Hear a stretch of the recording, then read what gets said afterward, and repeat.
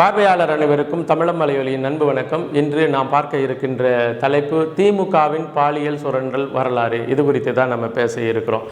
இந்த சிக்கலை பொறுத்தவரையிலையும் நாம் தமிழர் கட்சிக்கு 2009 தொடங்கி இன்று வரை இந்த சிக்கலை முறைப்படி இந்த இந்திய அரசியலமைப்பு சட்டம், நீதிமன்றம், காவல்துறை வழங்குகின்ற அதிகபட்ச இந்த வழிகாட்டு நெறிமுறைகள் மற்றும் நீதியின் பார்ப்பட்டு தான் இதை அணுகிட்டு வந்துக்கிட்டு இருக்கோம். இன்னமும் அதை தான் அணுகிட்டு இருக்கிறோம். ஆனால் திராவிட முன்னேற்ற கழகத்தை பொறுத்தவரையிலையும் தன்னால் நேரடியாக இந்த விஷயத்தில் நேரடியாக அண்ணன் சீமான் அவர்களோடு மோத இயலாமல் பல்வேறு காலகட்டத்தில் பல்வேறு சூதுகளையும் சூழ்ச்சிகளையும் செய்துக்கிட்டு வந்திருக்கின்றது. அப்போது இப்படிப்பட்ட திராவிட முன்னேற்ற கழகம் உண்மையிலேயே பாலியல் சுரண்டலுக்கு எதிரான ஒரு கழகமா?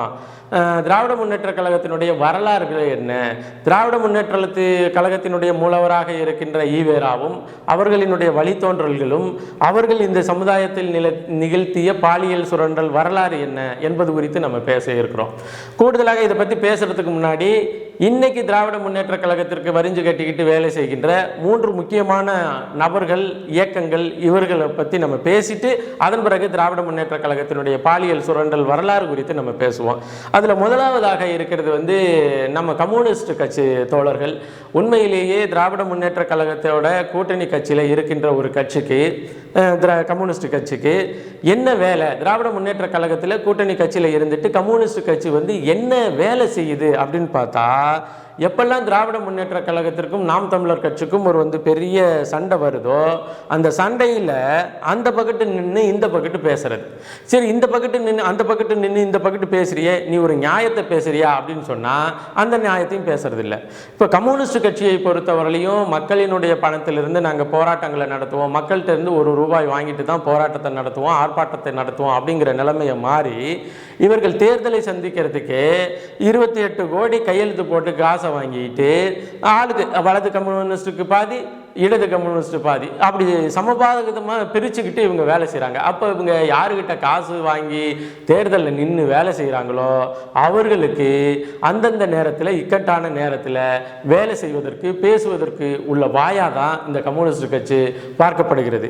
என்ன அண்ணன் சீமான் அவர்கள் சொல்கிறது மாதிரி முத்துவேல் கருணாநிதி ஸ்டாலினுக்கும் ரஷ்ய புரட்சியாளர் ஸ்டாலினுக்கும் வித்தியாசம் தெரியாமல் இன்னைக்கு அடகு கடையினுடைய அடகு போகின்ற மாடு மாதிரி இருக்கிறாங்க இந்த கம்யூனிஸ்ட் அப்படிங்கிறது தான் இந்த விஷயத்தில் கம்யூனிஸ்ட் கட்சி தோழர்களுடைய கருத்துரையை நம்மளால் பார்க்க முடிகிறது. இவங்க பெண்ணிய உரிமைக்காக பேசுகிறவங்க அப்படின்னு சொன்னால் சென்னை பல்கலைக்கழக மாணவியின் விவகாரத்தில், கள்ளக்குறிச்சி மாணவியினுடைய விவகாரத்தில் இன்னும் தமிழ்நாட்டில் ஒரு நாளைக்கு 50க்கும் மேற்பட்ட பாலியல் பிரச்சனைகள், பாலியல் அத்துமீறல்கள் இந்த திராவிட முன்னேற்ற கழகத்தினாலும் திராவிட முன்னேற்ற கழகத்தினுடைய காவல்துறையினாலும் நிகழ்த்தப்பட்டுக்கிட்டு வருது. இது குறித்தெல்லாம் இந்த கம்யூனிஸ்ட் கட்சிகள் எந்த கருத்துரையும் சொல்லாமல் வேண்டுமென்றே தொடுக்கப்பட்ட அவதூறு வழக்கில் 15 வருடத்திற்கு மேலே பல முறை திரும்ப பெறப்பட்ட வழக்கின் அடிப்படையில் ஒரு அவதூறுக்கு நின்றுக்கிட்டு ஒரு பேச்சு பேசுறதெல்லாம் முழுக்க முழுக்க அருவருக்கத்தக்க வேலை அப்படிங்கிறது எல்லாருக்குமே தெரியும். இந்த வேலையை ஏன் செய்யுது, இந்த வேலையை ஏன் கம்யூனிஸ்ட் செய்யுதுன்னா, இந்த கம்யூனிஸ்ட் கட்சிக்காரங்கள திராவிட முன்னேற்ற கழகம் எதற்காக தன் பக்கத்து வச்சிருக்குன்னா இந்த வேலையை செய்யறதுக்கு மட்டும்தான். இந்த வேலையை செய்யறதுக்காக மட்டும்தான் கம்யூனிஸ்ட் கட்சியை திராவிட முன்னேற்ற கழகம் தன்னுடைய பக்கத்தில் வச்சிருக்கு. இவர்கள் 1வது ரகம்.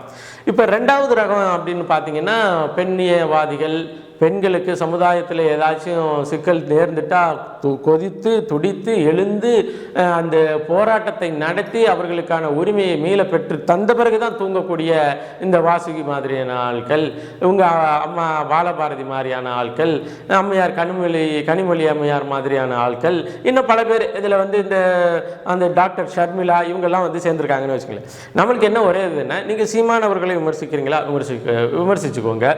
சீமான் அவர்கள் மீது நீங்கள் குற்றம் சாட்டுறீங்களா, சாட்டிட்டு போங்க.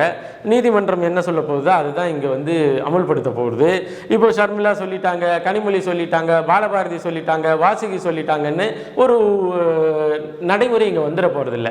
ஆனால் இதே பாலபாரதி, வாசுகி, கனிமொழி இவங்க இன்னும் மற்ற பெண்ணியவாதிகள்லாம் சென்னை பல்கலைக்கழக மாணவியினுடைய சிக்கலின் போது எங்கே போய் ஒளிஞ்சுக்கிட்டீங்க, என்ன நடந்துச்சு, அன்னைக்கு தூங்கிட்டீங்களா, கள்ளக்குறிச்சி மாணவியினுடைய பாலியல் சிக்கல் பிரச்சனையின் பொழுது என்ன நடந்துச்சு, அன்னைக்கு தூங்கிட்டீங்களா இப்படின்னு தமிழ்நாட்டில் கிட்டத்தட்ட ஒரு நாளைக்கு பல்வேறு இடங்களில் இந்த சிக்கல் தொடர்ந்துகிட்டு வருது. இதுக்கெல்லாம் இந்த பெண்ணியவாதிகள் பேசுகின்ற அல்லது இந்த திராவிட முன்னேற்ற கழகத்தை எதிர்த்து வைக்கின்ற விமர்சனம் என்ன அப்படிங்கிற கேள்வியை கேட்டுட்டோம்னா இவர்களினுடைய வேலை என்ன, இவர்கள் எதற்காக மட்டும் பயன்படுத்தப்படுகிறார்கள், இந்த பெண்ணிய புரட்சியாளர்கள் என்ற போர்வையில் இவர்கள் எதற்காக மட்டும் பயன்படுத்தப்படுகிறார்கள் என்ற உண்மை வெளியில் வந்துடும். அடுத்து மூணாவது ஆட்கள் இருக்காங்க இல்லையா, ரொம்ப தெளிவான ஆட்கள். இப்போ பார்த்தீங்கன்னா அண்ணன் சீமான் அவர்களுக்கு எதிராக கருத்துரை வழங்குறது, போராட்டம் நடத்துறது, ஆர்ப்பாட்டம் நடத்துறது, இது எல்லாத்தையுமே கோவை ராமகிருஷ்ணன் அவர்கள்ட்ட மட்டும் விட்டுட்டாங்க. இப்போ இந்த பிரச்சனையிலையும் கருத்துரை வழங்குறது வேற எதுவும் சொல்றதுன்னா கோவை ராமகிருஷ்ணன் மட்டும்தான் தகுதியான ஆள், அதாவது சீமான் அவர்களை குறை சொல்வதற்கு. நம்மெல்லாம் குறைய சொல்ல முடியாத சூழலில் இருக்கிறோம் அப்படின்னு நினச்சிட்டு இவங்க விட்டாங்களே. இப்போ பார்த்தீங்கன்னா கோவை ராமகிருஷ்ணனை தவிர்த்து கொளத்தூர் மணி, சுபவீர பாண்டியன், களி பூங்குன்றன், திராவிடர் கழகத்தினுடைய ஐயா வீரமணி, இவங்கெல்லாம் நேரடியாக இதில் ஏன் கருத்துரை சொல்ல மாட்டேங்கிறாங்கன்னா, ஒருவேளை கருத்துரை சொன்னாங்கன்னா இவர்கள் இந்த சமுதாயத்தில் செய்து கொண்டிருக்கின்ற பாலியல் சுரண்டல் குறித்து அது என்ன சொல்றது ஆதாரத்தோடு வெளியிடுவார்கள் என்ற அச்ச உணர்வுனால தான் இவங்க எதையுமே சொல்ல மாட்டேங்கிறாங்க. கூடுதலாக இது நியாயமற்ற செயல்னு கூட சொல்வதற்கு ஆளுகின்ற அரசு இவர்களை கட்டி போட்டிருக்கு.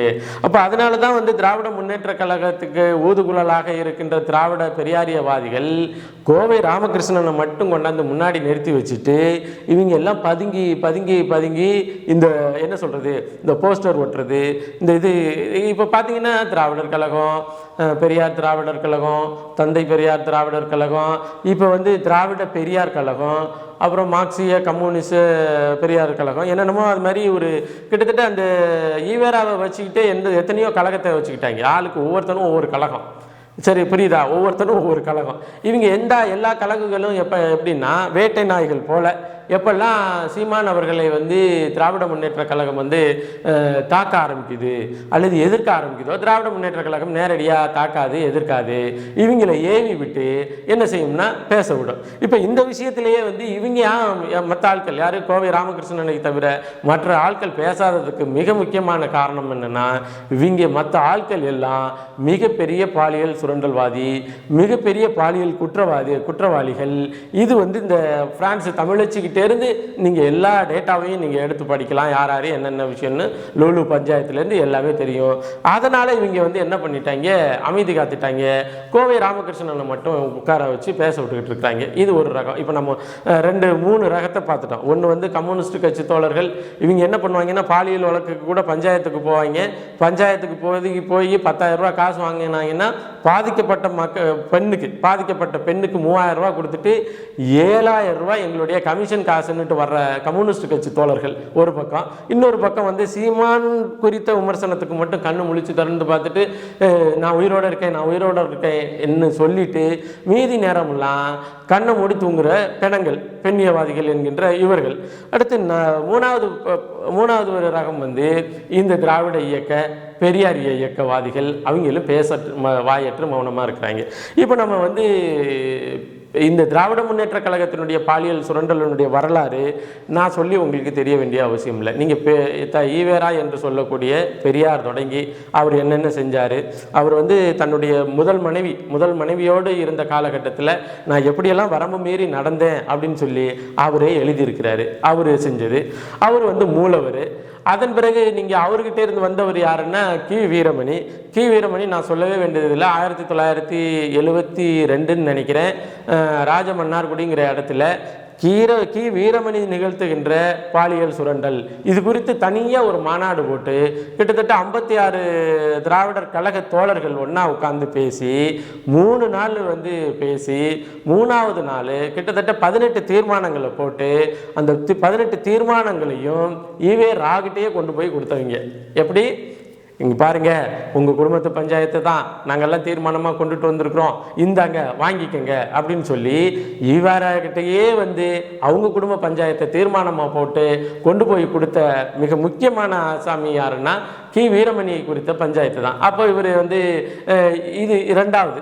அடுத்து அதிலிருந்து பிரிந்து வந்தவர் அண்ணாவினுடைய பாலியல் சுரண்டல். அவர் சொன்ன ஒரே டைலாக் நான் அவர் ஒன்று என்ன பானுமதி ஒன்றும் படிதாண்டா பத்துனி இல்லை, நானும் முற்றும் துறந்த முனிவனும் இல்லை அப்படின்னு சொன்ன அந்த நபர். அதன் பிறகு வந்தீங்கன்னா அண்ணாவுக்கு பிறகு கலைஞரை பற்றி நான் சொல்ல வேண்டியதில்லை. கலைஞர் வந்து என்ன மாதிரியான அணுகுமுறையை கொண்டவர் அவரே சொல்லியிருக்கிறார். இந்த ஆட்சி மனோரமா தான் நான் முதல் மனைவிக்கு தெரியாமல் ரெண்டாவது மனைவியோட குடும்பம் நடத்திக்கிட்டு இருப்பதை என்னுடைய ரெண்டாவது மனைவியை பார்த்து இந்த முதல் மனைவிகிட்ட போட்டு கொடுத்த ஆள் யாருன்னா ஆட்சி மனோரமா தான் அப்படின்னு சொல்லி யார் சொன்னா? காலஞ்சென்ற முதல்வர் கருணாநிதி அவர்கள். அப்புறம் அவருடைய பிள்ளை வந்து என்ன ஆகும்? அவருடைய வரலாறு நீங்கள் பார்த்தீங்கன்னா ஐயோ நம்ம சொல்லவே முடியல. அதெல்லாம் இந்த பொதுத்தளத்தில் பேச முடியுமா என்னன்னு தெரியல. நீங்கள் வந்து பாத்திமாவிலேருந்து பால்மலர்லேருந்து இன்னும் ஐயா வந்து யார் தமிழ்கடல் நெல்லை கண்ணன் வந்து மிக சிறப்பாக பதிவு பண்ணியிருக்கிறாரு. இவர் நிகழ்த்திய யார் மு.க. ஸ்டாலின் அவர்கள் நிகழ்த்திய பாலியல் சுரண்டல் குறித்து அத்தனையும் வந்து நெல்லை கண்ணன் அவர்கள் தன்னுடைய பேச்சில் பதிவு பண்ணியிருக்கிறாரு. அவருடைய மகன் வளர்மதின்னு நினைக்கிறேன், அதிமுக அமைச்சர் வளர்மதி வந்து ரொம்ப தெளிவாக பெரிய கட்டுரையாக எழுதியிருக்கிறாங்க திரு உதயநிதி ஸ்டாலின் அவர்களுடைய பாலியல் சுரண்டல் குறித்து. அதே போல் முன்னாள் நடிகை ஆண்ட்ரியா கொடுத்த வழக்காக இருக்கட்டும், ஸ்ரீரெட்டியினுடைய வழக்காக இருக்கட்டும், இன்னும் பல்வேறு நபர்கள் அது நம்ம கீர்த்தி சுரேஷ் முதற்கொண்டு இதெல்லாம் பேசிக்கிற அந்த அளவுக்கு போணுச்சு. இதில் இவ்வளோ டீட்டெயிலிங்காக நம்ம பேசுகிறதுக்கு இல்லை. இங்கே பாலியல் சுரண்டல் இருக்குது அப்படிங்கிறத நீங்கள் புரிஞ்சுக்கலாம். அதே போல் இன்னொருத்தர் யாருன்னா நம்ம அவருடைய உதயநிதி ஸ்டாலின் பெற்ற இன்ப நிதி என்ன பண்ணிட்டு இருக்கிறாருன்னு உங்களுக்கு தெரியும். இப்போ இந்த வட்டாரத்திலேயே பார்த்தீங்கன்னா அம்மையார் கனிமொழி அவர்கள் குறித்து அந்த கட்சியில் வந்து எப்படி எல்லா பெண்களும் இருக்கிறாங்களோ அப்படின்னு எனக்கு தெரியல அப்படின்னு சொல்கிறாங்க. உண்மையிலே அவங்கள நினச்சா நமக்கு வருத்தம் தான் வருது. எப்படி உங்கள் அப்பா இரண்டாவது கல்யாணம் பண்ணிட்டு கல்யாணத்துக்கு மனைவி கிட்ட சொல்லாமல் ஒரு குடும்பம் நடத்தினாரோ அப்பயே அந்த கட்சியில் இருந்து மகளிர் அணியில் இருந்தவங்க மற்ற அணியில் இருந்தவங்கலாம் இருக்கும் பொழுது எந்தவித குற்றமும் மற்ற இந்த சூழலில் வெறும் அவதூறுகளை மட்டுமே பரப்புகின்ற அந்த வாய்களின் மத்தியில் உண்மையாக நேசிக்கிறவங்க இருப்பாங்க அப்படிங்கிறது கனிமொழி அவர்களுக்கு தெரியுமா தெரியாதான்னு தெரியல. அவங்க அதன் பிறகு நம்ம நவீன காமராஜ்னு சொன்னால் கூட சொல்ல முடியாது, நவீன காமராஜின்னு தன்னை வந்து சொல்லிக்கிறாங்க. நான் வந்து உங்களுக்காகவே இருக்கிறேன், இதுவரையும் கல்யாணம் பண்ணிக்கொள்ளவே இல்லை, அப்படி இல்லை இப்படி இல்லை அப்படிங்கிறதெல்லாம் நம்ம அக்கா ஜோதிமணி அவருடைய பஞ்சாயத்து அது மட்டுமே தனி வீடியோவாக போகும். அது மாதிரியான நிறைய பஞ்சாயத்து இருக்குது. இப்போ நம்ம என்னென்னா இவர்கள்லாம் இது மாதிரியெல்லாம் சிக்கிட்டாங்க, இது மாதிரியான பாலியல் சுரண்டல்களில் ஈடுபட்டவங்க ஈவேரா தொடங்கி இவர்கள் வரலையும் கடைசியாக இன்பநிதி வரலையும் பாலியல் சுரண்டல்வாதிகள் வெளிப்படையான கருதுகளோடு வெளிப்படையான ஆதாரங்களோடு இவர்கள் பாலியல் சுரண்டல்வாதிகள்னு தெரியும். ஆனால் ஒரு ஜோடிக்கப்பட்ட வழக்கின் அடிப்படையில் இந்த வழக்கை வந்து 15 வருஷமாக இழுத்துக்கிட்டு வரும் பொழுது இந்த வழக்கினுடைய நேர்மைத்தன்மை குறித்து எந்தவித சமுதாய அக்கறையும் இல்லாமல் போகிற போக்கில் பாதிக்கப்படுறவர் விமர்சிக்கப்படுகிறவர் சீமான் மட்டும்தானே அப்படின்னு சொல்லிட்டு போகிற போக்கில் இவங்க வந்து இந்த வேலைகளை செய்கிறது மிக மிக மிக அருவருக்கத்தக்கது. உண்மையிலேயே இவர்கள் பாலியல் சுரண்டலுக்கு எதிராக போராடுகிறவர்கள் என்றால் இந்த திராவிட முன்னேற்ற கழகம் இன்று பல்வேறு தளங்களில் நிகழ்த்தி வர்ற பல்வேறு அமைச்சர்கள் நிகழ்த்தி வர்ற பல்வேறு மாவட்ட செயலாளர்கள் நிகழ்த்தி வர்ற சுரண்டலுக்கு எதிராக போராட வேண்டுமே தவிர ஒரு அவதூறு வழக்கை கையில் எடுத்துட்டு வந்து அண்ணன் சீமான் அவர்கள் சிக்கிட்டாரு, அவர் தான் இதில் வந்து விமர்சிக்கப்படக்கூடியவர் என்று தெரிந்த பிறகு உடனே அவர் சீமானா உடனே நான் வந்துடுறேன், நான் விமர்சிக்கிறேன். நான் ரொம்ப அருவருப்பாக இருக்குது. உண்மையிலேயே இது போன்ற சம்பவங்களை காணொலி பதிவில் பேசுவதற்கு நமக்கு பிடிக்கல தான். ஆனால் இவர்களுக்கு பதில் சொல்லாமல் நம்ம இருக்கிறோமா அல்லது இவர்களுடைய லட்சணம் தெரியாத மாதிரி நம்ம எல்லாரும் இருக்கிறோம்னு இவங்க நினச்சிக்கிறாங்களா அப்படின்னு தெரியலைங்கிறதுக்கு தான் இந்த காணொலி பதிவு. மீண்டும் ஒரு காணொலி பதிவில் இணைவோம். நன்றி, வணக்கம்.